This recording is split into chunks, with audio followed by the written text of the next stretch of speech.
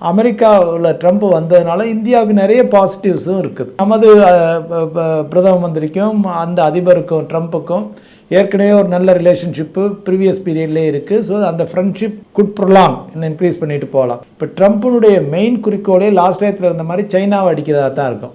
Main எதிரி number 1 எதிரினா China. இப்போ சைனாவை அவர் அடிக்கையில் அது இந்தியாவுக்கு பாசிட்டிவாக அமையும். இப்போ இந்தியாவுக்கு என்ன அட்வான்டேஜ் அப்படின்னா, இப்போ சைனாவில் அவர் எவ்வளோ எதிரியாக இருக்காரோ, ஸோ சைனாவுக்கு டரிஃப்ஸ் அதிகமாக போடையில் இந்தியாவுக்கு உங்களுக்கு கொஞ்சம் பெட்டராக இருக்கும். இப்போ சைனா +1 ஸ்ட்ராட்டஜின்னு ஒன்று சொல்லுவோம். ஜென்ரலாக கொஞ்சம் நாளாகவே பேசிக்கிட்டு இருக்கோம்.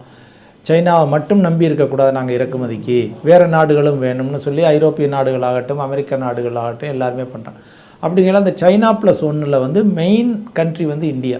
சிக் ஷாம்புவில் உள்ளது ஃபிளாக்ஸீட் புரோட்டீன் மற்றும் பிளாக் டீ. கூந்தலை ஆக்கிடும் 2x ஸ்ட்ராங்கர் மற்றும் shiny black. Chik strong and black shampoo கூந்தலுக்கான புரோட்டீன் தெரப்பி.